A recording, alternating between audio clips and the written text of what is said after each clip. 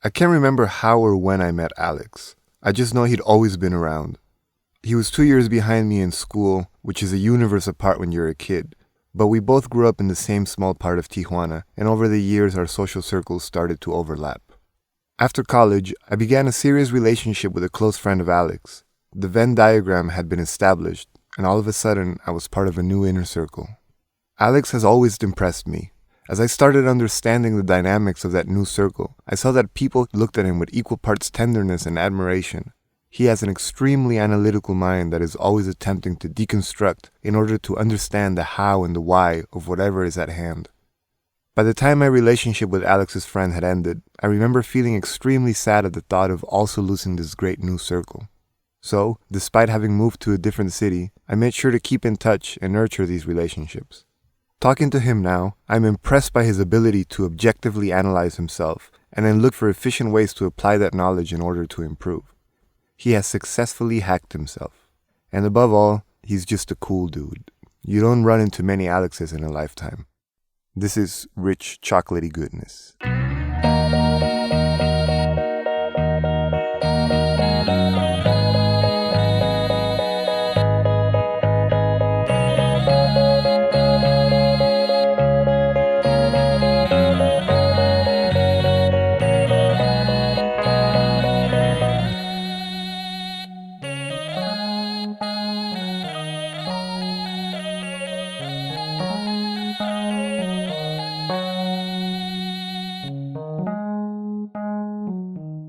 All right. My guest today is Mr. Say your name. Alex. Alex, welcome to the ASMR podcast. Thank you. In this podcast, we're going to try and talk as close to the mic as always. Okay, I cannot no longer hear you. Yeah. All right, it's ASMR. This is not ASMR. This is the Rich Chocolaty Goodness podcast with our guest. Did you forget my name again? Or am I supposed to introduce myself? You were supposed to introduce yourself. Okay. Hi, I'm Alex Romo, broadcasting from the beautiful city of Oaxaca, Mexico. Perfect. All right, cool. Off to an awkward start. Yeah. Just the way it is in real life. All right. So, why are you in Oaxaca? I've made all the best effort not to ask any questions beforehand. So I came down here for a friend's wedding. She used to be my student back when I used to teach college, and then we worked together for a little while, and we kept friends. She's moved around quite a bit, so we just get to see each other like maybe once a year. And now it's her wedding, and I took the red eye flight. It was really funny because that flight was full of my former students. So it's sort of like it's gonna be a reunion of that period of my life, but also with a lot of drinking probably. So I really want to see where that goes. That's nice. Have you ever been out with them as a group? I imagine it's not the first time you drink together.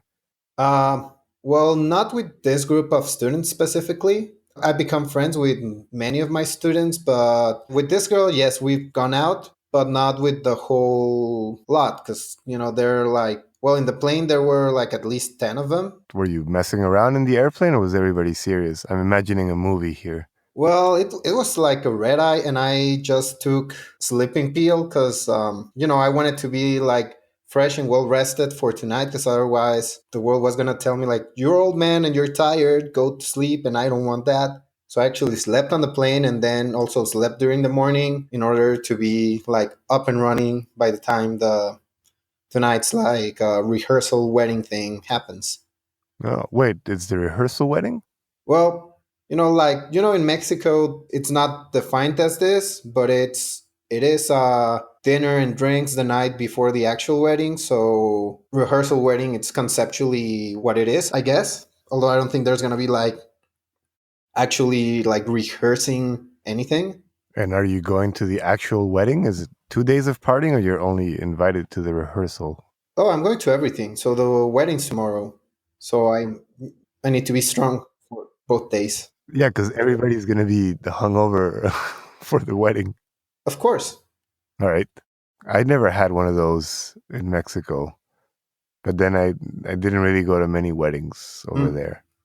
Well, I remember your 3 day party. That was crazy, Oh man, I look and was actually like 6 days party. yeah, I look like shit in all the pictures.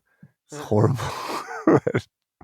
Yeah, that was very good partying. Um, wait, so okay, I gave you some reading material. Did you read it? I did. Cool. Would you care to tell the class about it? Okay, so I'm bad with remembering titles of stuff, but it was this fragment, and it was this conversation where two people were listening to music, and one of them was bitching because one of the instruments was a little bit off, and then the dude went out on a tangent where he said he was able to like deconstruct whatever he listened to in his mind, and then he used this example of well, he was saying that time it's like a weird abstraction, and that if you remove it from what you're considering, then if you play the same fragment of music or say the same phrase as someone else did in another period of time and or space, like if you remove those two variables that make up existence, then the two persons are actually saying the same thing sort of like simultaneously. So then you get like this big, like he used the example, the phrase rich Rich chocolatey chocolatey goodness. goodness. And he was like just saying like if we could actually isolate every person who has ever said that phrase and played at the same time, it would be like a chorus of millions of people saying it. And it should be a fantastic thing that like for now only exists in our imaginations, but that's true for any other thing in the world, I guess, any other concept or idea or memory. Right. So the book is The Crying of Lot 49. And had I told you about this idea before or not? Yeah, you like briefly mention it. Because I think this is a the character's name is Mucho Mas, Yeah. and he's a secondary character. He's been taking too much acid, but that's the one thing that stuck with me from the book. And like since I read it, it just had this idea of all these timelines, like little, like every person's individual life just being a little wave pattern, and aligning them all together to an arbitrary point on an arbitrary point. Hence the title, Rich Chocolatey Goodness, where I'm just going to be trying to catch up with old friends. And at the end of the show, I'm going to ask you to say a phrase, which you probably know what it is now. Mm-hmm. Yep. And and ideally, this will build up over time, over episodes, so that I will have this giant chorus of all my friends and people I know saying rich chocolatey goodness. Sounds lovely. And that's the whole point. Just So we might as well just, like just say it and be done with it and stop the yeah, pretend that we care about our conversation. just ask people to say it and send it in by mail. I don't know. That seemed like you could go on the street on a microphone just asking people to say it. Yeah, just make a massive recording of it and Yeah. get a scholarship for some sort of art project. Yeah, like they're just waiting. Like as long as you can like justify it academically, you can get at the very least like an artistic residence, like a place to live in a weird city, just to do something. Go to China and teach people how to speak English just so they can say, so they can all say rich chocolatey goodness. Yeah, I mean, I'm gonna go on a tangent right now because recently I've been thinking about my retirement plan, and it goes All right. something along the lines. So I was thinking just spend the rest of my adult life learning as many languages as possible, and then like finding one dish that it's like almost the exact same in different cultures. You know, like tamales and dim sum are like the same thing, or like every culture has like their own version of tacos and kebabs, and Empanadas. yeah, and just find the one dish that it's cross cultural. then go to a city that's like multicultural, like Berlin or maybe Bangkok, and open up a little, like maybe a cart or a little shop, and just have like present that, but like in all languages, and just try to sell it in different languages depending on who's passing by, and being able to speak all those languages, just like, yes, compra unos tacos, or purchasez le baguette, or whatever. Just, Yeah, that's a brilliant idea. I mean, I still don't know more than two languages, so it's a long way to go, but it's a retirement plan. So, there's still some years to do it. Yeah, I think empanadas would be the one I've seen the most often. No? Yeah, I mean, like every culture has their own version. Empanadas, Yeah. calzones. Um, I was thinking also like mole. Like there's a parallel between mole and curry. Yeah, I guess. Yeah. So yeah, mole, curry, barbecue sauce. I don't know. I still need to figure out African cuisine. I think there is an African dish that's somewhat similar to mole.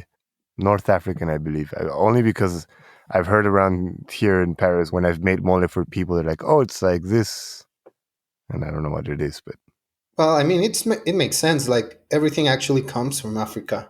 I didn't know we were going that far. But all right, yes, Yeah.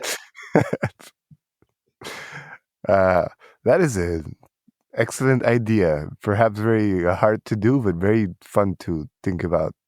Well, I mean, as long as I'm stuck in traffic and I have language audiobooks, it's a possibility. Oh wait, okay, so yeah, this is a little strange because the whole point of the podcast is catching up with old friends. But you and I have been in touch lately quite often, but for very pragmatic reasons, and still have no idea what's actually going on with your life. Until last week, I found out that you were living in Airbnbs. That's correct. Although not anymore. Right. So why? What happened? So when did you leave Tijuana? I don't. Well, I've been working in San Diego for 2 years, and I work as a contractor for a software development company. So contracts are always like, my first contract was 9 months, and my second contract was 6 months, and this one is going to be 9 months, I think. Although this one I want to extend if possible. So during my first contract, I started living with another friend of ours called Pedro Cota, Mm-hmm. because he lived in Chula Vista, south of San Diego. And like when I tried to look for an apartment, I had zero credit or zero, history in the state, so I didn't even get like callbacks. So I started just living in his living room. Once that contract ended, it's when I went to Europe for 3 months. That it aligned with your wedding, and then we met again in Portugal. Next contract, the short one, I had decided to just rent an apartment in Mexico, like really near to the border, and just commute around an hour and a half every day, like each way. So it was kind of painful, but I got a chance to catch up with a bunch of books I wanted to read. Like I listened to all of Game of Thrones, like an Arthur C. Clarke anthology that was like At the eight. border. Yeah, like not at the border, but like border and just driving, because I work in the northern part of San Diego. So it was like half an hour at the border and then 40 minutes, like just to get to my work. So yeah, I read an anthology of short science fiction stories by Arthur C. Clarke that were like 8 hours each. And during that period, I also started having a long distance relationship. So when my contract ended, I decided to move with this girl to Mazatlan. Once living down there, it took me like 2 or 3 months. It took us to realize that we didn't want to be together. So I moved back to TJ, called the people at my work whom I said, look, like I had said goodbye forever, but then like, hey, can you have me back? They said, sure. So I came back to the States, but I had no apartment or anything. I was staying with my parents. And I decided that I wanted to look for a place like really near to my work. And turns out one of my coworkers was going to have a spare room like 5 minute drive, like 15 minutes in bicycle to get there from work to home. But the room became available like a week ago. So during that period, like I said, okay, I already have like a good room to move to. I don't want to drive every day. So I decided to live in Airbnbs, which like during the week, and then I went back the weekends to TJ. I mean, it was expensive, but it was more expensive than a room. It was cheaper than an apartment. So like I just accepted that for a fact and did that for about 8 weeks. Damn. 8 weeks is it's a long time. Yup. Oh, that's tough. So all this time you were living in San Diego, and now you're settled in, and that problem's over. Yeah, problem solver. Now I get to do things in the afternoons and like actually live in the same place as always. That's, I mean, you don't notice how nice it is until you stop doing it for a while. Yeah. Because when I was in San Diego, I was never really happy because I was either staying at friends' houses when I had my apartment in Playas in Tijuana, or I just didn't like the house. Yeah, so I never enjoyed San Diego as a local. Yeah, and that same thing happens to me right now. I've lived next to San Diego like my entire life. And well, I don't go as often just like to party or for recreational or social activities. And now I think it's the time to sort of like rediscover San Diego and understand it as a city with its ups and downs and its trends and like spirits or ghosts or its rhythms, I guess. Yeah, yeah. Because to me, I was always I never appreciated it because I always thought it's not TJ. So it was just the place where I was, which meant I couldn't be in TJ. Like I'm only here because I want to make more money. But now that I'm over here in Paris, I realized that I was an idiot for not enjoying all that delicious beer. I didn't know that that was something that was happening over there. I thought it was the whole world, Yeah, and and there's breweries everywhere. I feel the same way. Like sometimes I think about like cities where I felt like super comfortable like from day one, like San Francisco or Berlin, where like cities I just feel like I just fit so well over there. But that's not my situation right now, and San Diego has a bunch of stuff to enjoy as well. So at least for the next few months, maybe a couple of years, I just want to get the best out of it. So you're ready to stay there for a while? For a little while, yeah. Because when you were here, you got the Europe bug, and you were thinking about looking for work over here. Yeah, I mean, that's definitely a possibility. Like the two things that I would say are keeping me from just saying, like, oh, I'll go to Europe, or the three things it's one, like my family. We're right now at a stage where we need to work together to get over some stuff that I don't want to leave unattended.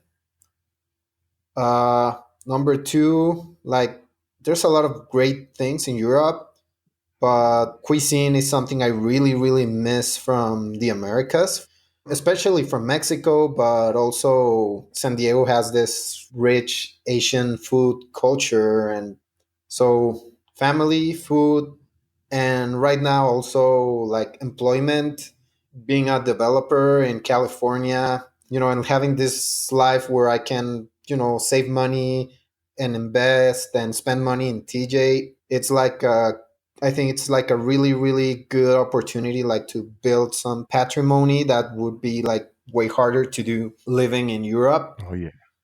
So that's like that's my situation right now. What are you investing in, if you don't mind me asking? Well, right now I'm in the part where I'm just saving money and trying to look for opportunities. Like I'm thinking about real estate, but I still don't have enough money to like actually start making decisions, but I'm trying to be on the lookout for, to understand like how that business works at least a little bit. All right. Yeah, I'm out of my element. So I'm like, all right. Yeah, Um, do you remember the last time we hung out?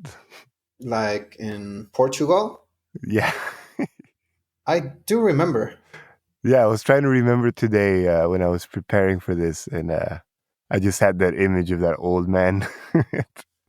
Wait, which old man? Like, remind me. So we ran into a group of other. Well, first there was that one Mexican guy who was very nice at the beginning, and then started saying some weird things. Yeah, Uh, and then there was another group. They were all staying at the same hostel, so like we went out for food and drinks together. And then at the very end, some people started going, and you and I wanted to keep going. And we found this drag bar. yeah, That's when everybody else left. I don't know. I just remember that feeling of walking in. It just felt so good, just like being in TJ again. Like, it's like being at home. yeah. I mean, that felt nice. And do you remember the bartender? Yeah, that's what I was talking about. Yeah, like, I mean, I tell people about him, like, still, like, often. what what do you tell?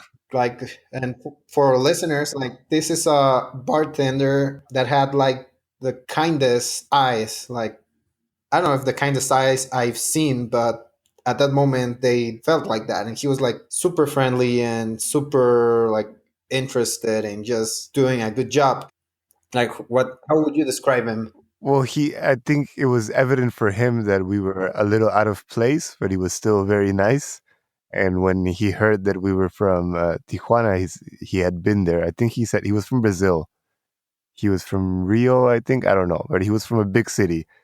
And then he had been to Tijuana, and he knew like Revolution Street and and all the bad parts. And then my favorite part was I saw him like he was very serious, like swiping things on his phone, and behind him there was a little fridge, and on the fridge I could see the reflections, and it was just pictures of dudes' asses. Oh, really? Yeah. I did not notice that. That's what made it so good because he was so kind and gentle that even that like he was doing it with such a like I don't know like elegance. It was kind of like on the Big Lebowski when he gets the idea to scribble on the paper and he sees what he was writing before is just a drawing of a dick. But Yeah, yeah, I just have that memory because it's very weird that it was like a little like a portal, and I felt back at home like this was nice. yeah. Whereas the next day was horrible. Oh, I remember your next day. Mine wasn't as bad. I was doing really bad. I called Pedro, the other Pedro, and I waited for him somewhere where there was grass, and I was just like lying on the grass. Like, I think Rick and Morty was coming out that day, so I just sat there and watched Rick and Morty episodes in the park. Yeah, I don't super remember like how we got home. I mean, I'm sure it was thanks to you because like I really had a hard time like figuring out where things were over there, and that while sober. Yeah. Why? I don't know. My autopilot works over there. Yeah, because you did you live in Porto for a while?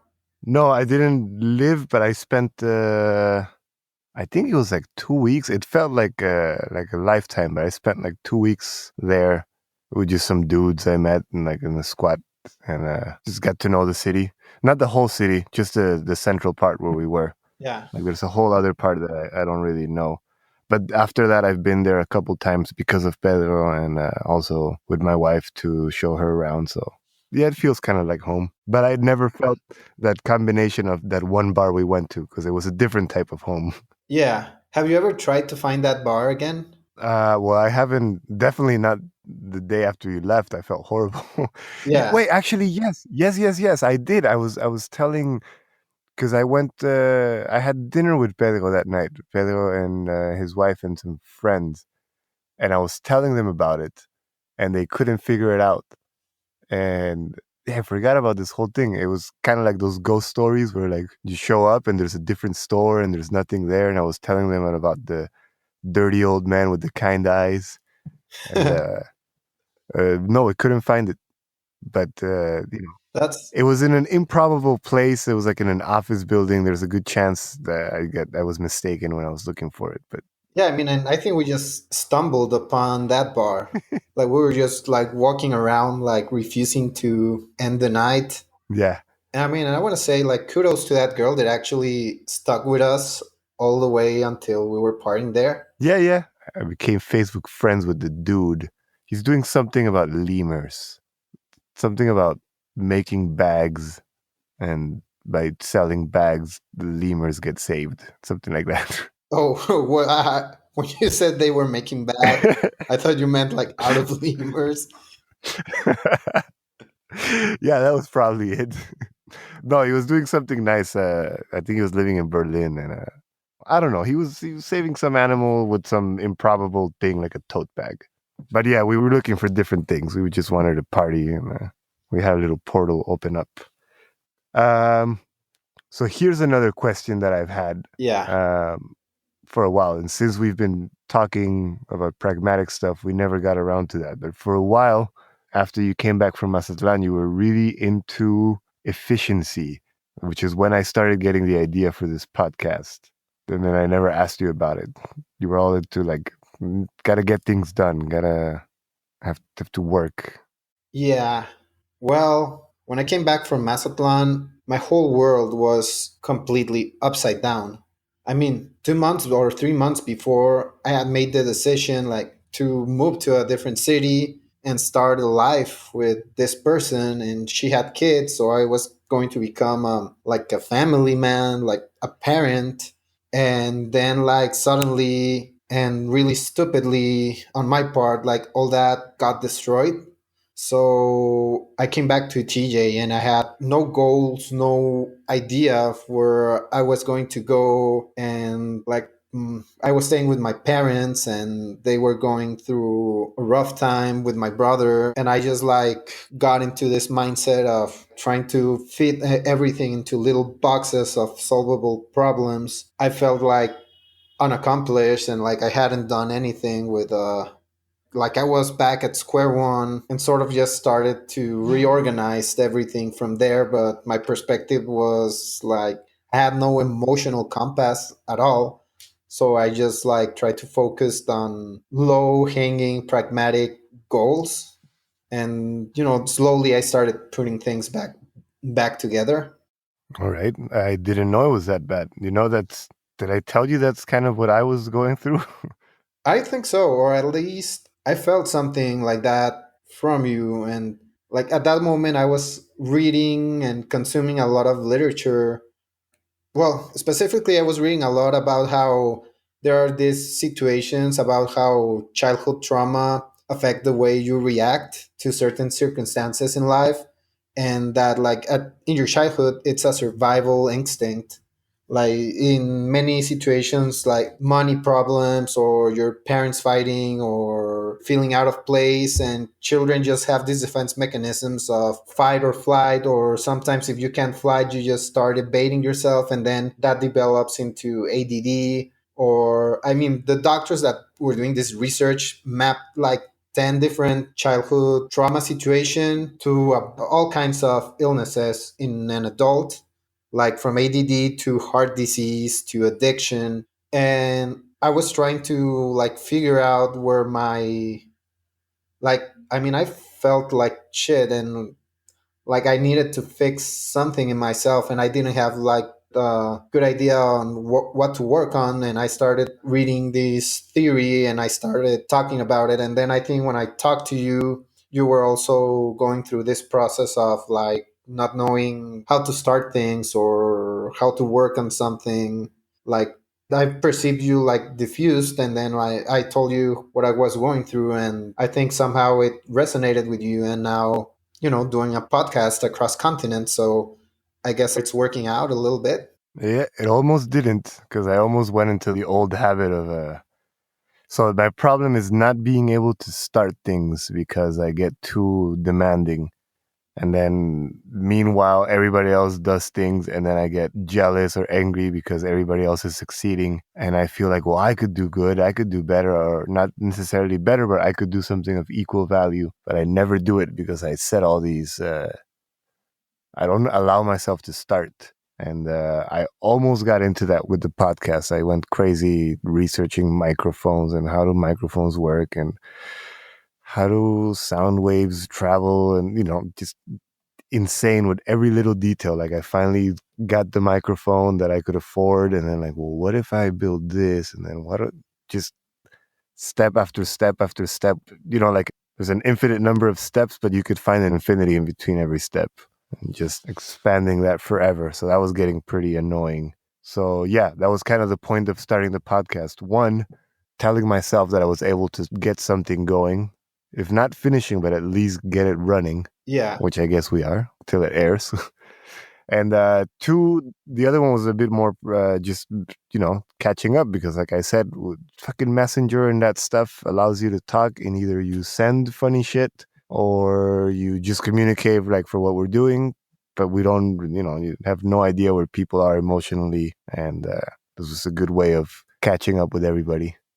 So if one thing fails, at least I'll have a record of conversations with friends. Yeah. That's how I was looking at it. And I mean, I think that on its own is awesome, but it's pretty cool, right now to be recording. I feel like it's, this sort of step at a time kind of situation. Like it even feels like from an AA program where you say just take it one day at a time.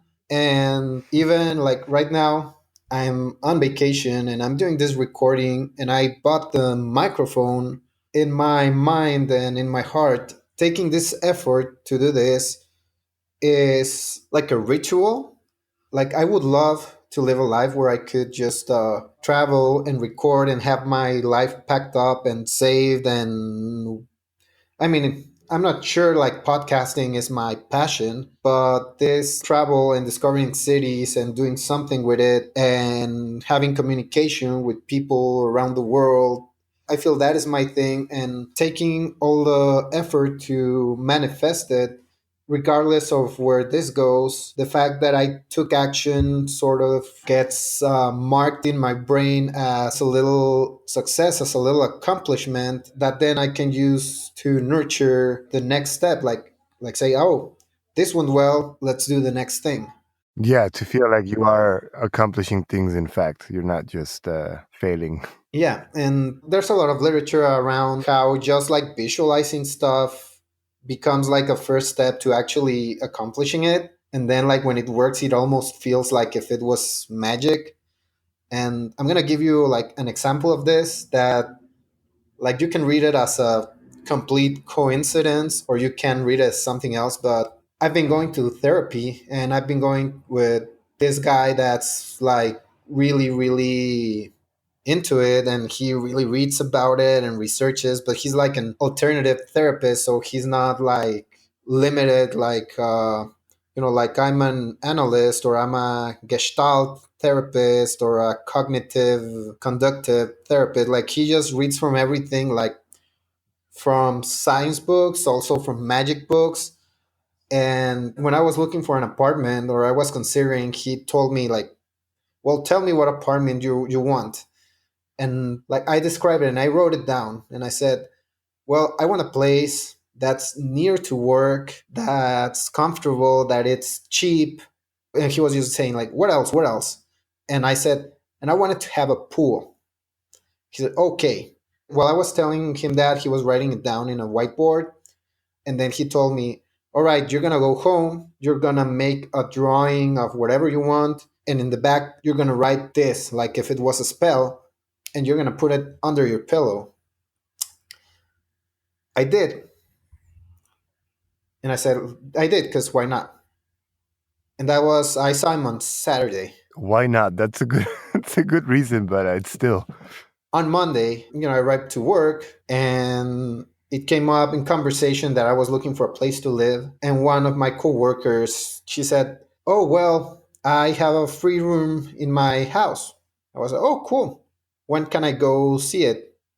And then when I go see the room like a week after, it's 5 minutes from work. It's cheap for San Diego standards and it has a pool, like the exact things I wrote down. Yeah. Now, I'm not, It still fits a lot of descriptions though, but well, I mean, yeah, I'm not saying, whoa, it worked magically, but it sort of Like I had been looking at rooms and they were more expensive and whatever. It worked. And then like as I kept my work with this guy, we started doing like a lot of like visualization exercises of like where do you want to be in life? How do you see yourself? But then like keep thinking about it and like all this works like give it a color, give it a texture. And the way that works is that like if I have an idea and I just write it down, well in my brain like it's just a string of text. But if I give it a shape or a color or a texture, it starts building more like a bigger neurological structure in it, so it gets ingrained deeper in your consciousness and in your subconsciousness, and that allows you to like keep it in your mind and make it easy to work toward the goal. And I mean, and this is not magic, this is just neuroscience. Like if you want to do something, like make it bigger in your mind, and then it's gonna become like a stronger reference in your day-to-day life. And that's a practice that sort of has helped me a lot, like to get through my breakup depression and like start putting things together in my life.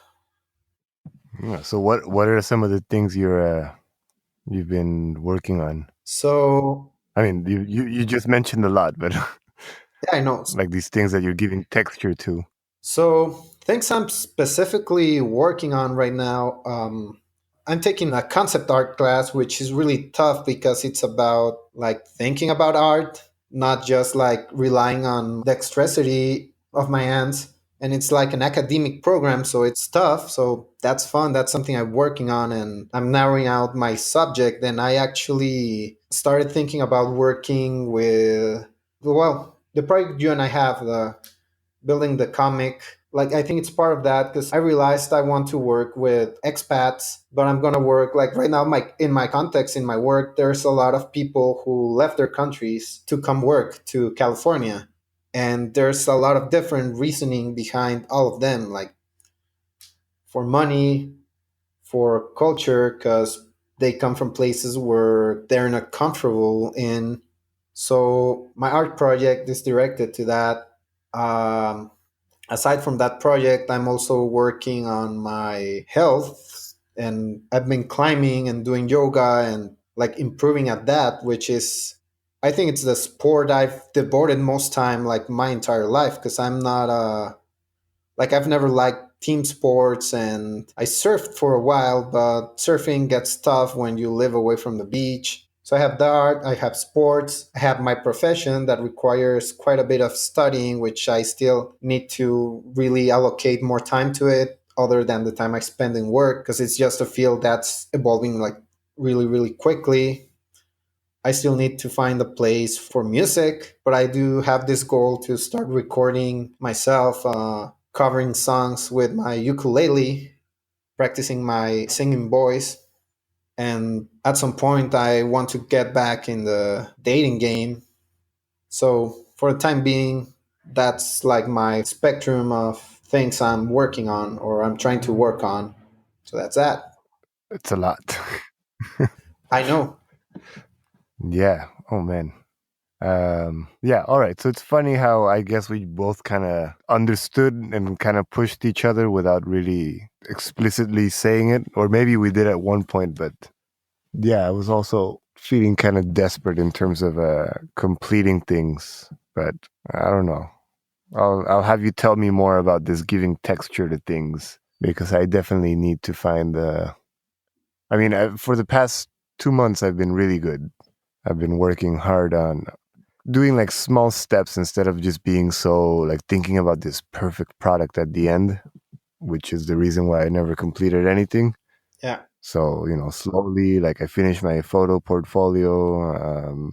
It still could be a lot better, but that's the reason why I never posted it because I kept thinking, no, I'll make the website better. I'll write something for the series. I'll do that. I think I started that like 2 years ago and I just posted it.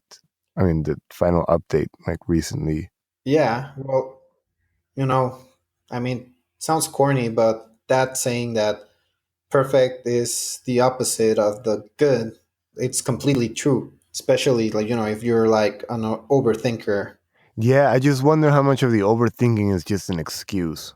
I was what you were saying at the beginning about kids and coping mechanisms. Pretty sure there was a bunch of weird stuff that that happened when I was a kid. So I wouldn't be surprised if this was some sort of a reaction to that. But I'm not looking for excuses. I always think on the other like there's two things that keep me motivated, two phrases that I keep telling myself, and I don't always follow them. One was my friend Tomas told me about writing because I kept complaining that I didn't have discipline. And he told me this story, which I'm not sure if it's true, about Garcia Marquez, who said he only wrote 1 page a day. He never wrote more than that. And he would finish it, just leave it at that. And then the next day, he would look at that page, correct it, edit it, make the necessary changes, and write another page, and then leave it at that. And it said if you stick to that rhythm, by the end of the year, you have 365 very well polished pages. And that makes so much sense. It makes it sound so easy. Um, but I've never been able to convince myself to do that. I've maybe done it for like a week tops. And then the other one is just this Woody Allen quote that says 60% of success is just showing up. And that's what I think about when I see things and I go like, oh, come on, like I could have but every time I get angry for saying I could have done something like that, it's my fault for not having done it. Because if it's that easy, why didn't I? Yeah, I often struggle with, like, well, you just said it when I finished talking, you say, whoa, that's a lot. And I struggle with actually choosing what to focus on. And for most of my life, or at least when I finished college, my way to approach life was I don't know what I want from life. I don't know what I want to get from it. So I'm just gonna learn a bunch of different stuff so that when I figure out what I want, I'm gonna have the right tools to catch up. I mean, I thought that that was okay. Then I realized, due to this year's experience, to this relationship, that that's not how the world works. I actually need to, like, figuring out what you want is not something that just appears one day like as a revelation. Like you wake up and say, now I will know what I want with my life, but it's something that you like construct and work on it and define. So that's a new process for me and involves saying no to a lot of things that at some point I would have said maybe to them or just try them and then lose interest and fail. And now even the things I want to do, like they're still not clear. That process of visualizing things for me is still like really hard to do and to keep up. But now I'm realizing that the reason it's so hard for me is because I've never worked on it, and that there's tools and that there are methods and professionals and practices, and it's similar to trying to learn to play an instrument, except this instrument is now my life. Yep. I don't know what to say because you're saying a lot of the things that are in my head. So I'm surprised we hadn't had this conversation before. I feel very, very frustrated precisely because I feel like I've made so many false starts. And now I'm starting to panic that I'm 34, or I'm turning 34, and I'm still kind of at the starting line, And same thing, like I picked up little things like, oh, I want to learn how to do this, and I do that, and I want to know how to do that, and I do that. And very happy about all those choices, but it starts getting scary, when you see other people moving on and I don't have a clear path. I don't want to, I'm an English teacher. I don't want to be teaching English. That's not my calling Yeah. at all. And then there's so many things that call me. Like there's photography where it's kind of an expensive hobby. I want to make it something more than a hobby. Same thing with music. I want to practice, but there's no time for everything. You either do everything half-ass or you choose one thing and you devote all your time to it, which in my case should be the PhD, but I don't know. I feel there's this thing with people, I want to say like us, that we're not able or we're not interested in aligning like with something particular, like a musician who could fall in love with an instrument and give that instrument like their whole lives and just be the best guitarist or the just like channeling all your energy through one path. And recently I've made that observation with my climbing friends. Like for many of them, climbing, it's the thing they do outside of work. I think it's all climbing people. It's a cult. I've never met a climbing person who's not obsessed. It's Yeah, like vegans. I guess it's a little bit like that. And in the social circle, it's just around climbing. And I'm definitely not progressing as fast as all the other guys. But then they're not painting or writing or podcasting or, even the people they date climbers and they climb together. And I think it's beautiful. Like I wouldn't mind at all if I could find a passion that worked like that, but it's not the way my brain works because my brain it's a little bit more scattered and I'm interested in a bunch of different things, but that means that I'm not going to be an excellent all of those things, but my if I want to be an excellent person or like I want to grow, my growth is going to be figuring out the relationship between all the things I like doing and myself and how to give value to that relationship. Just to give like a little example, like I like climbing and I like drawing and I like playing music. So I can be the guy that plays music at campfires and I can design shirts for climbing. And yeah, I'm not going to be the greatest shirt designer nor the greatest ukulele player, not the greatest climber, but there's a personality, like that ability to touch those three dimensions and be the path for other illustrators to pay attention to the sport or for climbers to pay attention to music or like I feel like definitely I want to end up in this middle ground of like having a very diverse input and output life, but like my challenge is to be able to balance all of that in a way that it allows me to do it and to enjoy it. Does that make any sense?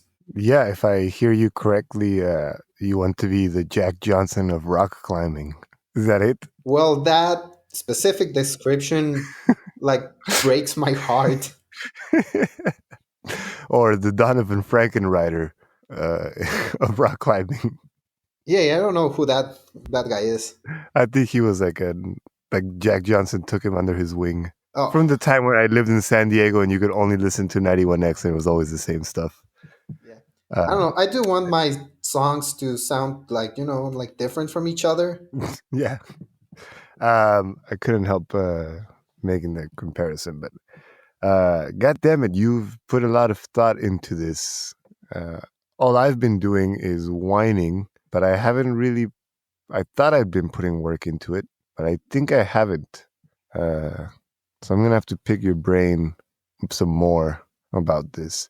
Did you say that guy you're going to therapy also looks at magic? Is he like Hodorowski type stuff or? Uh, yeah, kinda. Like he doesn't like directly looks at. I mean, of course, he's familiar with Jodorowsky, and he's taking workshops in Peru, and he studied abroad in Valparaiso for a while. But he's just like in his therapy, he incorporates like everything, and he's mentalized. Like he says, he wants to be Baja California's greatest therapist. Like it's not that he like officially is or if there's even a metric for that, but I think he's doing a great job of really connecting with people. And like he has his private practice, but he also volunteers in Zona Norte with like he works with children that are the sons of addicts from that. For listeners who don't know, like Zona Norte, how would you describe it, Pedro? It's a red light district, but in Tijuana, it's like a really bad zone. Yeah, so there's a lot of drugs, there's a lot of addiction, of homelessness, of mob. And yeah, so this guy, like, he shows me these practices, and I relate them to magic because I study a little bit of magic. So, What? huh? Whoa, what do you mean? I mean, like at some point, I learned that Alan Moore considers himself a wizard. So I started listening to a lot of interviews he's given about it and how he believes in magic and in the not magic in a childish way, not like poof, science or the universe gets bent because you wished for something, but magic as in like in the world of ideas and the world of writing. And he treats concepts like, for example, Dante Alighieri, when he writes the Pope into hell, he pretty much condemned the Pope to forever in history be considered a bad person. So, in an almost literal way, he cursed the Pope, and that Pope has been cursed for eternity in culture. Like, not, you can argue like, well, what is the soul? Maybe he's in heaven, or maybe he no longer exists, or whatever. But in the realm of shared consciousness, that Pope has been cursed by the very first poet who wrote the very first piece of literature that actually has an author. So it's sort of like that approach to magic, but then there's a lot of lore around it. Like when you see all magical practices, like from the ancient times all up until now, like you start to see like some wisdom in it.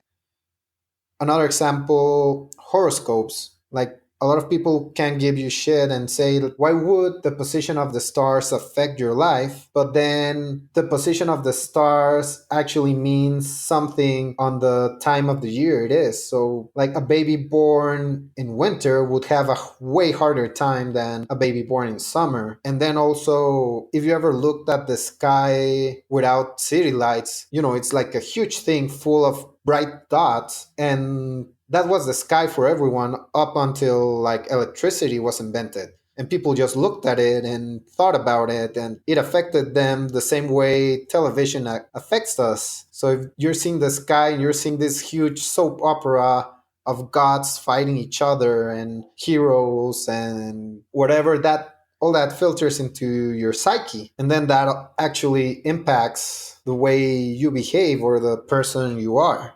And in that sense, that's the sort of approach I take on magic. I mean, of course, like if you start reading stuff, like there's a lot of bullshit and there's a lot of misinterpretations, but that's also true for people who make videos about quantum theory, which is the most like scientifically mathematical physical theory that we use to understand and modify like objectively the universe. So go magic. All right. So I'm very happy because I thought we were just going to be joking around. I was I was not expecting to have a conversation this serious. This is exactly what I wanted. So thank you. Like all these things that we had never gotten a chance to talk about because we're always, Messenger doesn't allow for these type of conversations. Yeah. So it's fun. This is I almost say we should do it again. Um, and we need to talk anyway to talk about the comic, which I thought we were gonna have time to do here, but there's lots of other stuff to do. Well, But we I need to thought pick we a were talking about the comic. what? Nah, I uh, mean, I'm just kidding. Like, not intentionally, but like at some point, all these things that we're talking about, there are the things that are living in my head. So they'll probably find their way into those pages. yeah, yeah. And well, I just want to say this thing about the comic. That thing you sent me, like I almost cried. I felt ridiculous. It's incredible. It's beautiful. It felt really like it's strange. So I wrote a little text about some writers that I like and some coincidences, etc., etc. And I gave it to Alex to to turn it into a comic. And to be honest, we had mentioned for a while we were going to try and do something together, but I could never get down to writing the ideas, or they were always too ambitious, so I never could get down to writing them. But in my head, I was ready to make concessions, because it's like it's something I wrote with a lot of tenderness, and in my head, I was like, all right, I have to accept the fact that somebody's going to turn this into something else, and it's not going to be 100% what you want. You got to accept that. And it was so nice to like just see that first image you sent, which is like just beyond expectations. Now you're kind of screwed because you have to keep doing stuff that's that good. Yeah, and like I had actually like, I mean, it's been a while since you gave me the text, and I hadn't actually produced any images because I was also like just stuck in my head, like thinking, what's the perfect way that Pedro would love for me to capture this, and that actually expresses like what I want to contribute to it. And I was like just stuck in a huge loop of overthinking it and thinking about like maybe like even following. Well, I mean, I have a bunch of ideas around it that I guess we'll have to save for the next episode. Mm-hmm. But then this image, like I just said, like, okay, I'm just gonna interpret this in the most literal way. I'm gonna draw the three portraits with just one line of the three people mentioned in the writing, you being among the three.